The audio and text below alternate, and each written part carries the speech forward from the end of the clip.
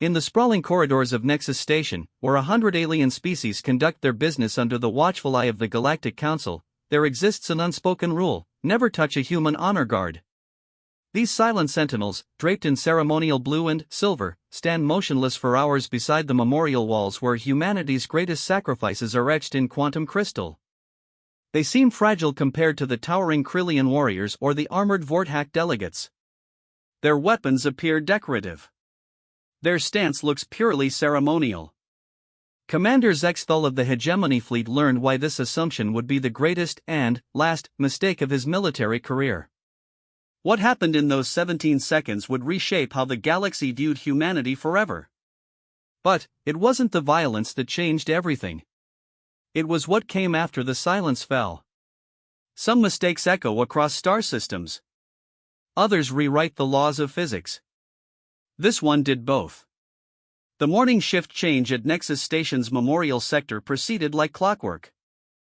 Private Elena Vesquez stepped into position before the wall of remembrance, her polished boots clicking once against the crystalline floor before falling silent. The quantum-etched names of Earth's fallen warriors glowed softly in the dim light, each one representing a life given for humanity's place among the stars. Elena's breathing slowed to the meditative rhythm taught to all honor guards. In. Hold. Out. Hold. Her consciousness expanded to encompass the sector around her, the whispered conversations of visiting diplomats, the soft hum of atmospheric processors, the distant clank of maintenance drones.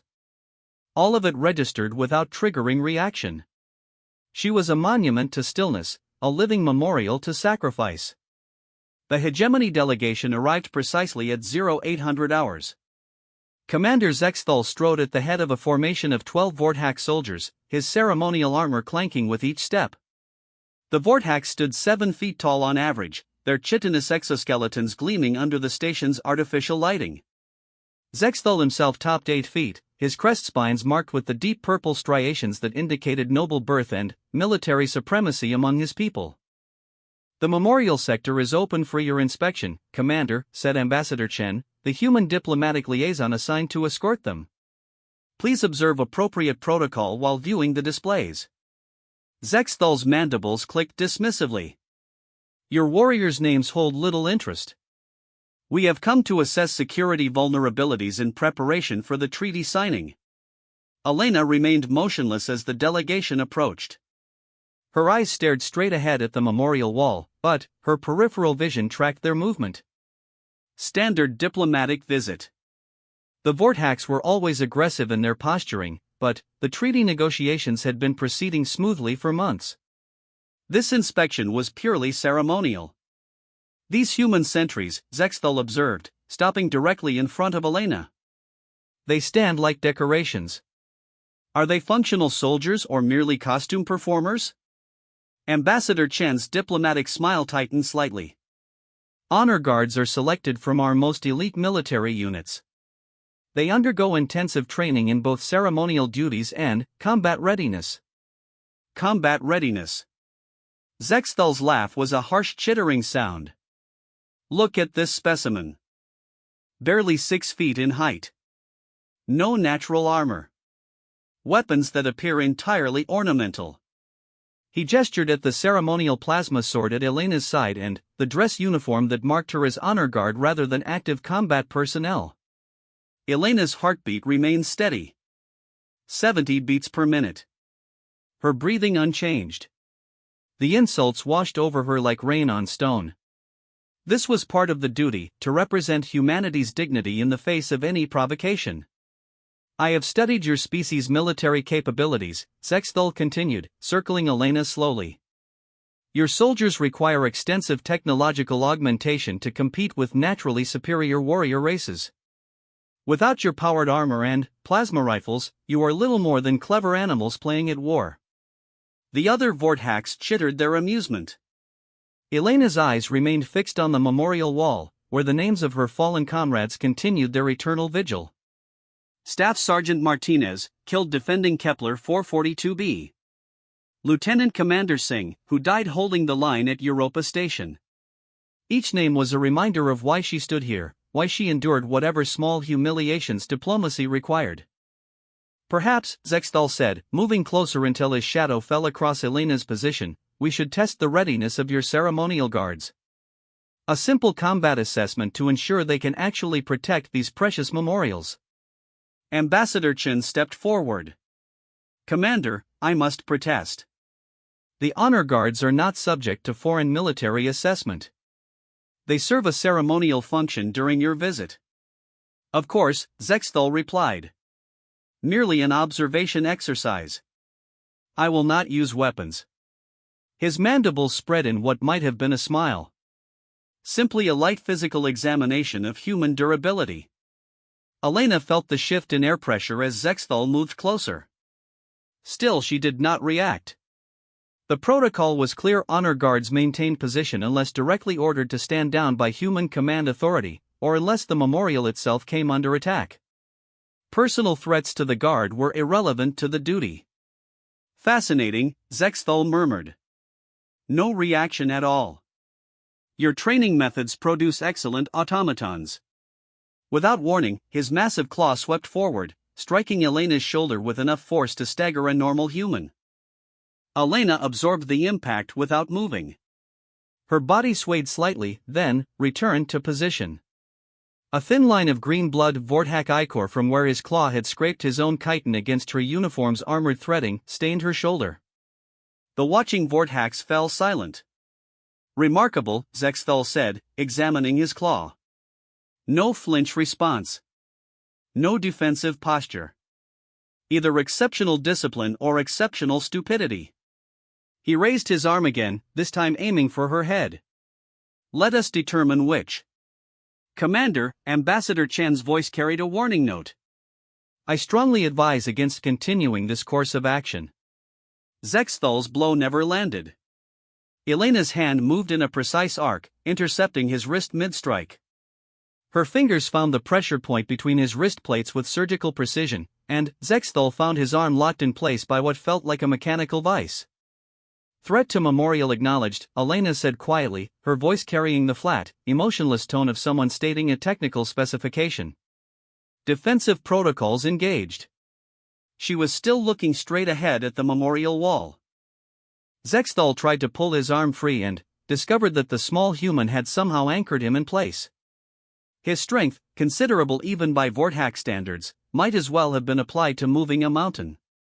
Release me, he demanded, bringing his other arm around in a backhanded strike that should have shattered human ribs. Elena's free hand intercepted this attack as well, her movements economical and precise. Now she held both of Zexthal's arms locked in position while continuing to stare straight ahead at the memorial wall. Unknown hostile has initiated aggressive action within memorial sector, she announced to the air. Requesting guidance from command authority. Ambassador Chen's voice was carefully controlled. Honor Guard, you are authorized to neutralize the threat using minimum necessary force. Elena turned her head for the first time since assuming her post, looking directly at Commander Zexthal. Her brown eyes held no anger, no fear, no emotion at all. They were the eyes of someone evaluating a technical problem. Understood, she said. Then, she hit him. The punch traveled perhaps 8 inches from Elena's shoulder to Zexthal's armored chestplate. It should have been a gesture, meaningless against the reinforced chitin that had turned aside plasma blasts and projectile rounds.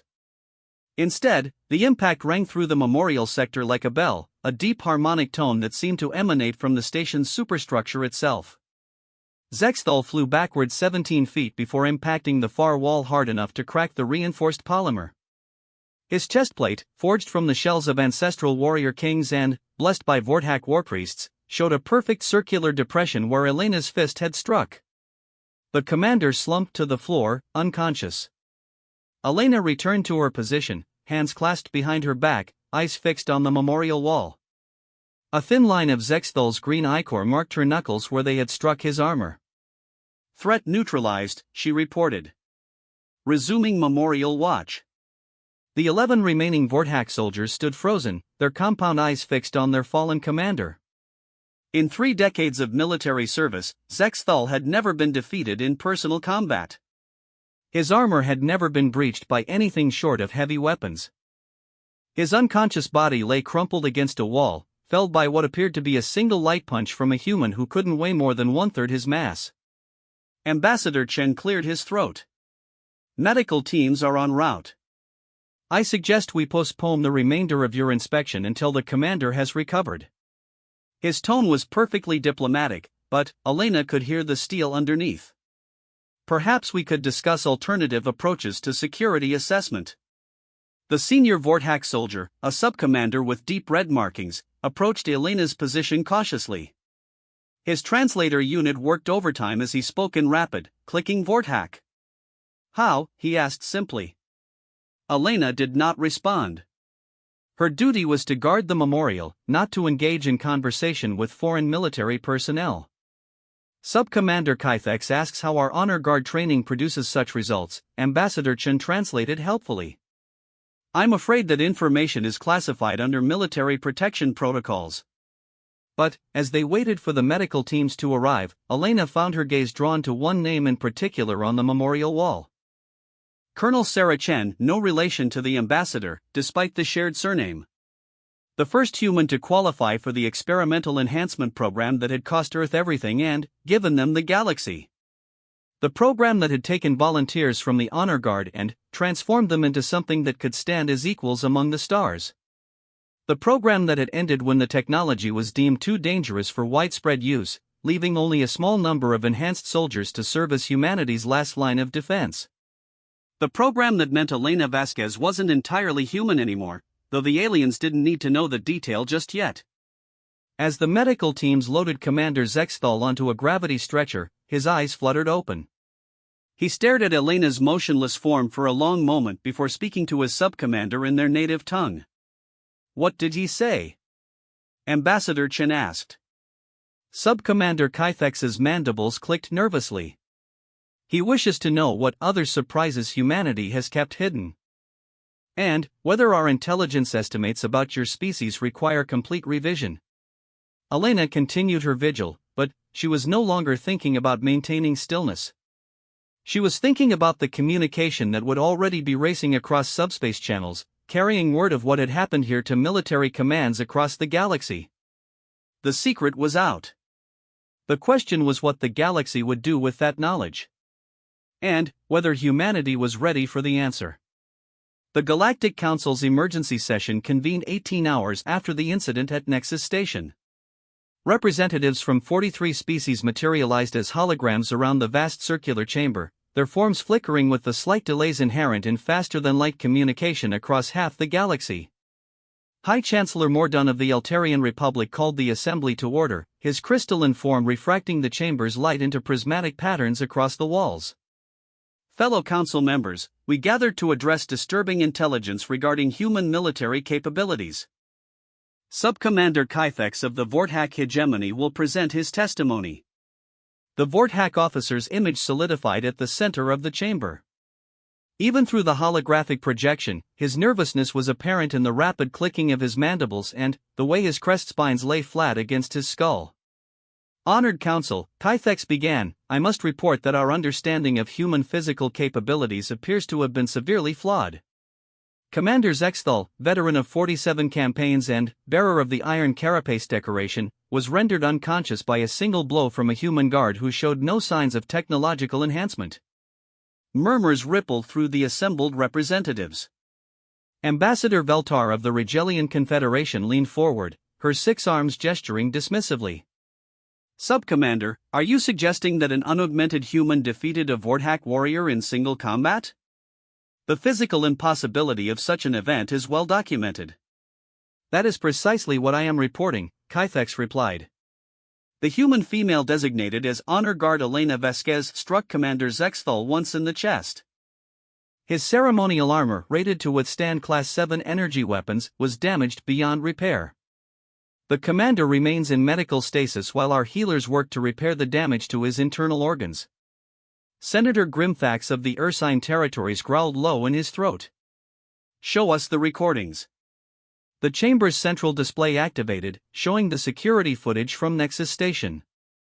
The assembled representatives watched in silence as Elena stood motionless under Zexthal's verbal assault, absorbed his physical strikes without reaction, then ended the confrontation with what appeared to be a casual punch. The silence stretched for long moments after the recording ended. "Enhance the impact sequence," ordered Chancellor Mordun. "Full spectrum analysis." The display zoomed in on Elena's strike, slowing the footage to microsecond intervals. At normal speed, the punch appeared unremarkable, a simple straight blow to the chest. At enhanced magnification and reduced speed, however, the recording revealed something far more disturbing. Elena's hand moved with mechanical precision, following a trajectory calculated to strike the exact center of Zexthal's chest plate. But more concerning was the energy signature that bloomed around her fist at the moment of impact. For a brief instant, the spectral analysis showed energy readings that shouldn't have been possible for an unaugmented biological organism. "By the void," whispered Representative Tala of the Mentalist Collective. "Those readings suggest localized gravitational manipulation. But humans don't possess psionic abilities." "They don't need them," came a new voice from the chamber's entrance. Every head turned as Admiral Sarah Chen, the same Chen whose name was etched on the memorial wall, entered the chamber in person rather than by hologram. Her presence immediately shifted the room's dynamic. The Admiral wore standard fleet uniform rather than ceremonial dress, and the neural interface ports at her temples glowed with a soft blue light. "Admiral Chen," Chancellor Mordun's tone was carefully neutral. "Your presence was not requested at this emergency session. My presence became necessary when you decided to dissect footage of one of my soldiers performing her duty," Chen replied, taking her position at the human delegation seat without invitation. "If you want answers about what happened at Nexus Station, I'm prepared to provide them." The Chancellor's crystalline form shifted colors, cycling through patterns that indicated deep consideration. "Very well. Please explain how an unaugmented human guard overcame a Vorthak warrior." Admiral Chen was quiet for a moment, studying the faces or equivalent features of the assembled representatives. When she spoke, her voice carried the weight of difficult decisions made long ago. "Private Vasquez isn't unaugmented," she said simply. "None of our honor guards are. They volunteered for the same enhancement program that produced soldiers like me during the War of Integration." The chamber erupted in angry chittering, roaring, and other species-specific sounds of distress. Chancellor Mordun had to activate the order protocols 3 times before the noise subsided enough for speech.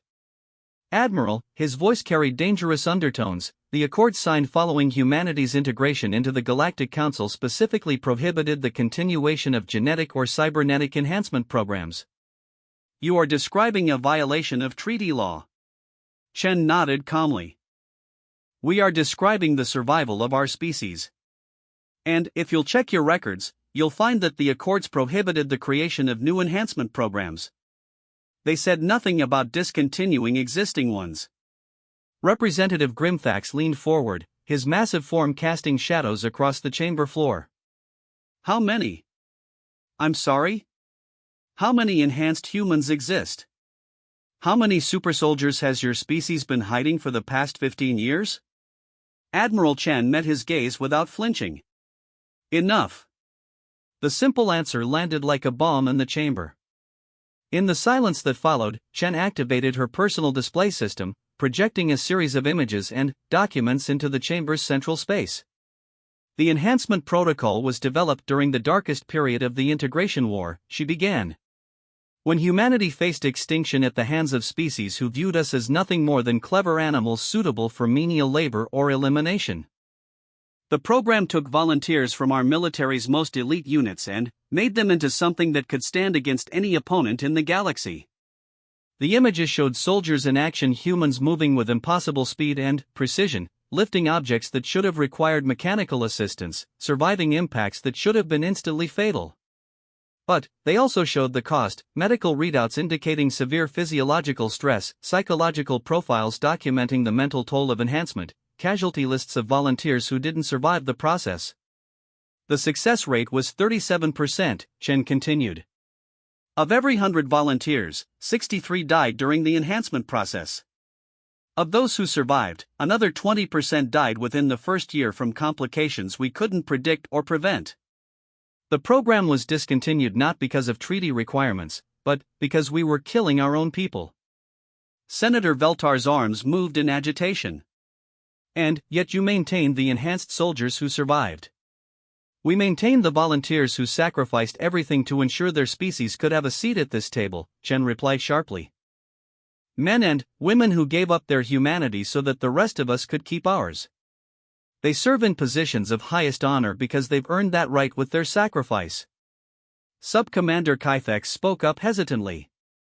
Admiral, our intelligence estimates suggest that enhanced humans would be capable of significant military action. If you possess even a small number of such soldiers, then you begin to understand why the treaty negotiations have proceeded so smoothly, Chen finished.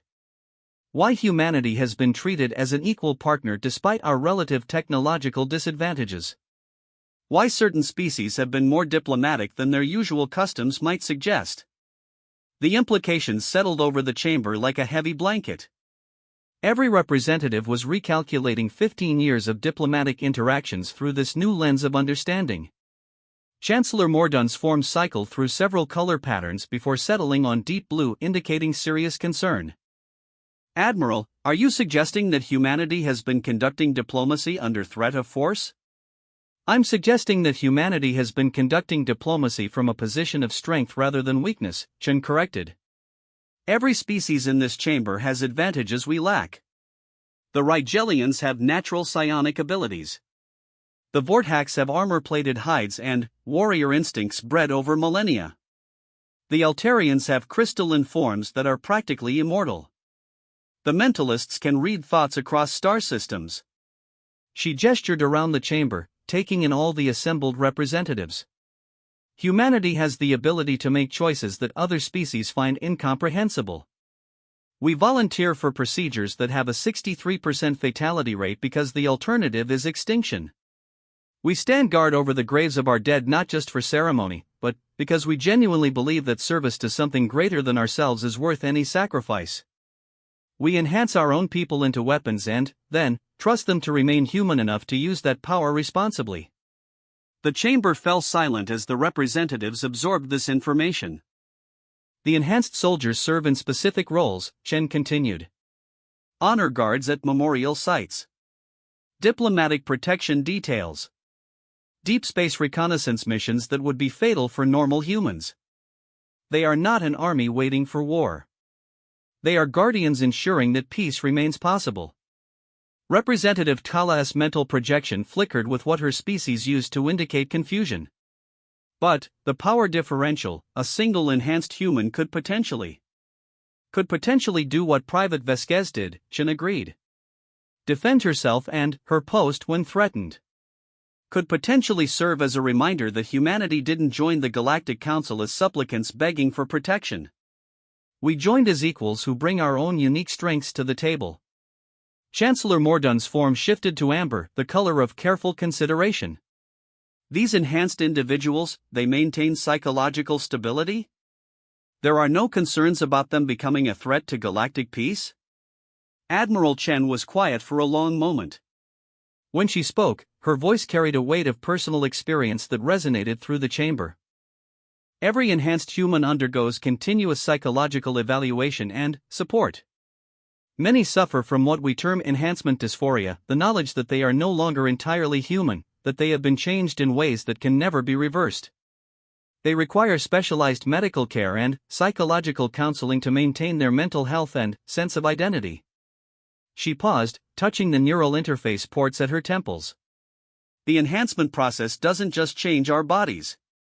It changes how we think, how we perceive the world, how we relate to other humans. We become living weapons in service to people who can never truly understand what we've sacrificed to protect them. The psychological toll is considerable. Then, why continue? Asked Grimthax. If the cost is so high, why maintain these soldiers at all? Chen smiled, the first time she had shown any emotion during the session. Because someone has to stand watch. Someone has to be ready to make the hard choices and pay the prices that others can't or won't pay. Someone has to ensure that humanity never again faces the choice between extinction and surrender. She stood, preparing to leave the chamber. Private Vasquez will return to her post tomorrow morning at 0800 hours. She will stand guard over the memorial to humanity's fallen, same as she has for the past 3 years. She will remain motionless for 8 hours, protecting the names of those who died so that the rest of us could live. And she will do this knowing that every day she serves, every moment she maintains her vigil, is a choice between her own humanity and the survival of her species. Chen turned to face the assembled representatives one final time. That choice, that willingness to sacrifice anything for something greater than ourselves, that's what makes humanity dangerous. Not our enhanced soldiers. Not our technology. The fact that we can look at impossible odds and decide to fight anyway, regardless of the cost. As she left the chamber, the representatives sat in stunned silence, each contemplating the implications of what they had learned. The human enhancement program was no longer a secret. The question now was what the galaxy would do with that knowledge. And whether humanity was truly ready for the answer. 3 days after Admiral Chen's revelation to the Galactic Council, Elena Vasquez stood at her post before the memorial wall as if nothing had changed.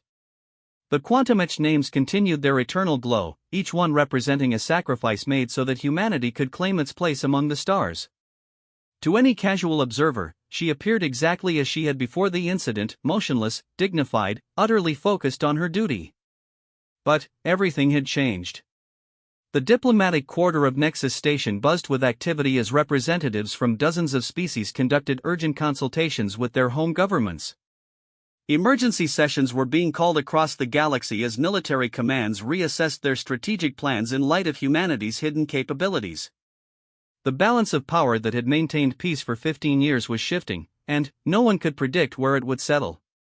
Elena was aware of all this, of course. The enhanced neural processing that allowed her to perform her duties also gave her access to the station's communication networks.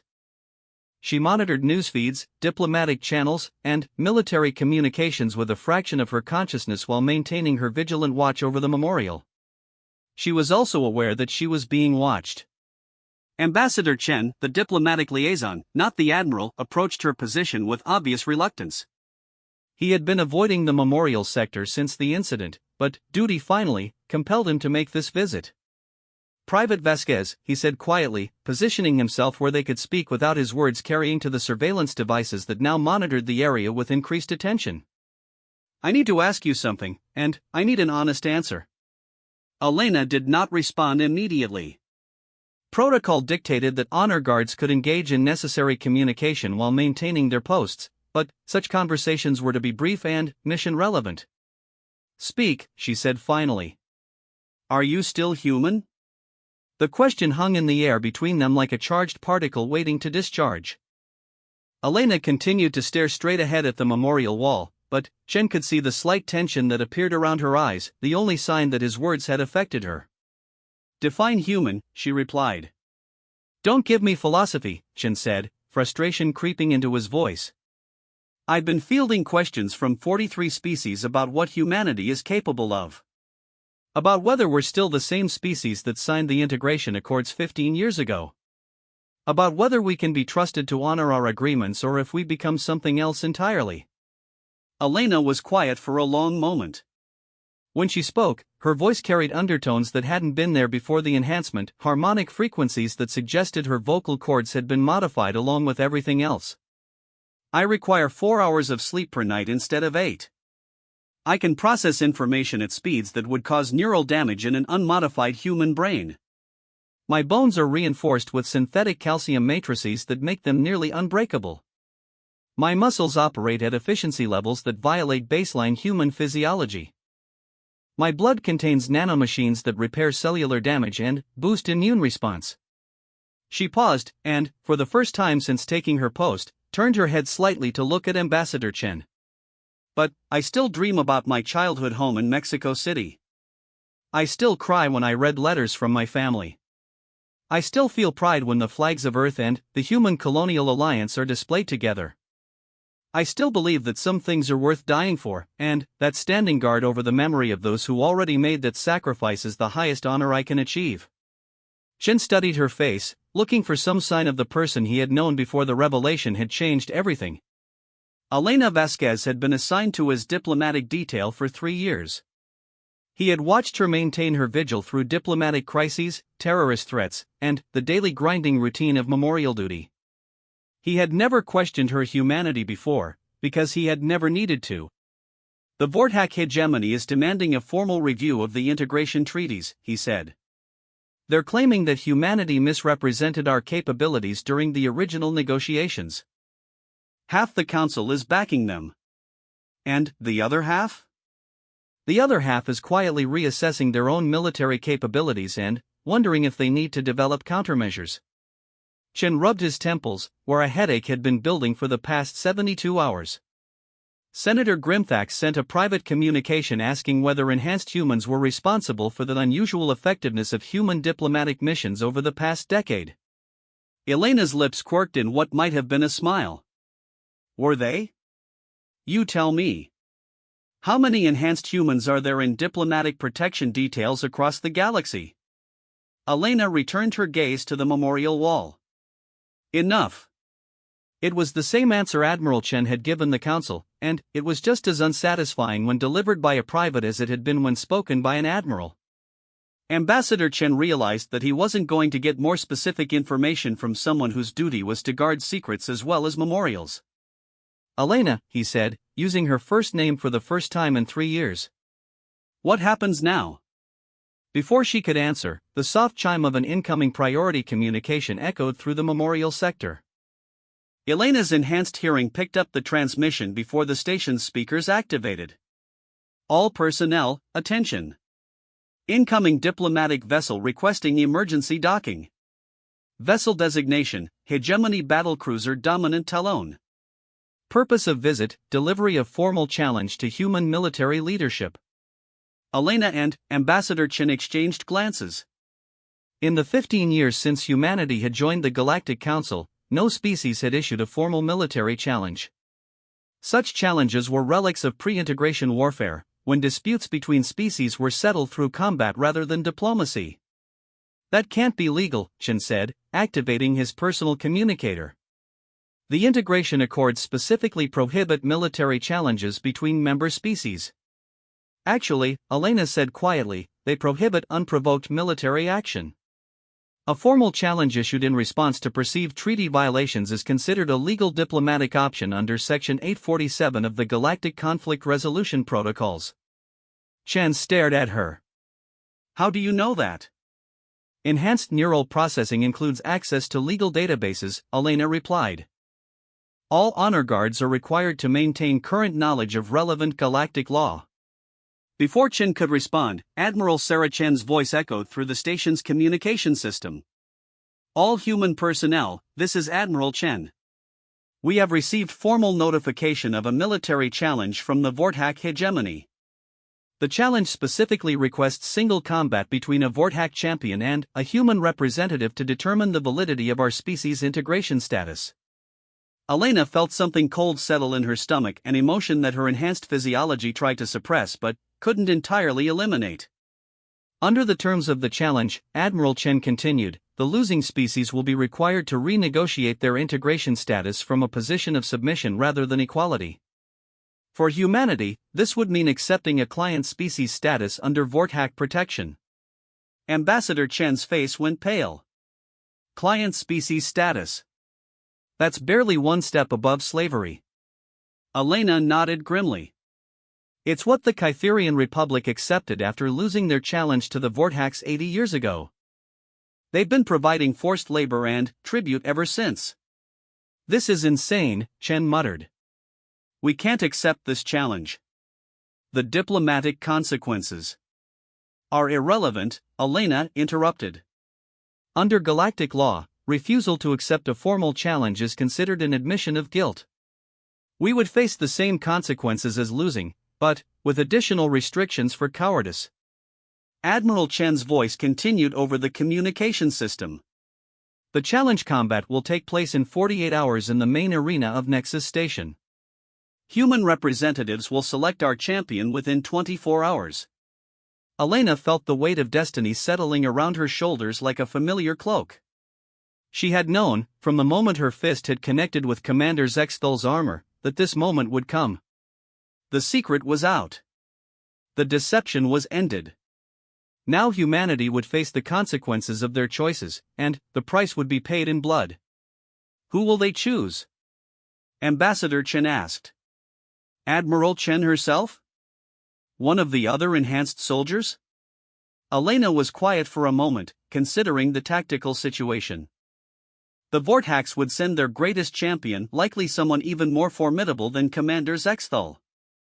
The human representative would need to be someone capable of facing such an opponent and winning decisively enough to convince the watching galaxy that humanity deserved its place among the stars. They'll choose me, she said finally. You? But you're just an honor guard.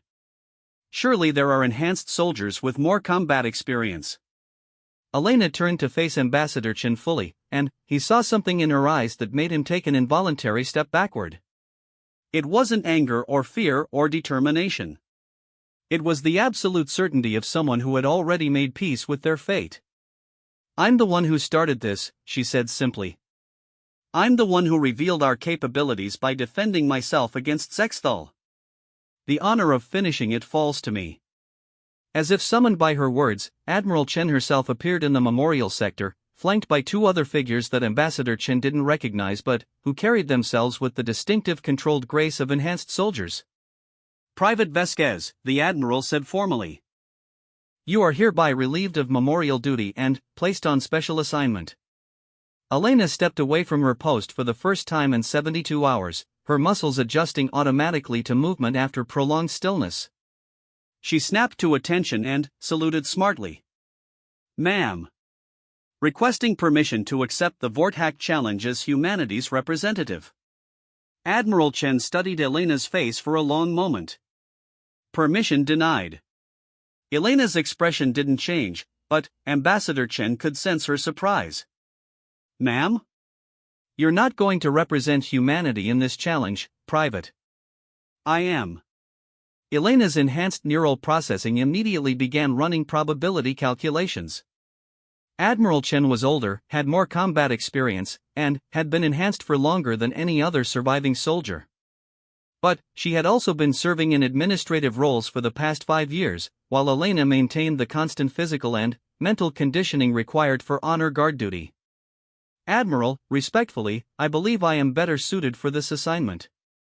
My enhancement modifications are more recent, my physical conditioning is at peak levels, and the symbolic value of having the honor guard who started this conflict be the one to end it is exactly why you won't be fighting, Admiral Chen interrupted. Elena, you've done enough. You've carried the burden of our secret, endured the psychological toll of enhancement, and served with honor for 3 years.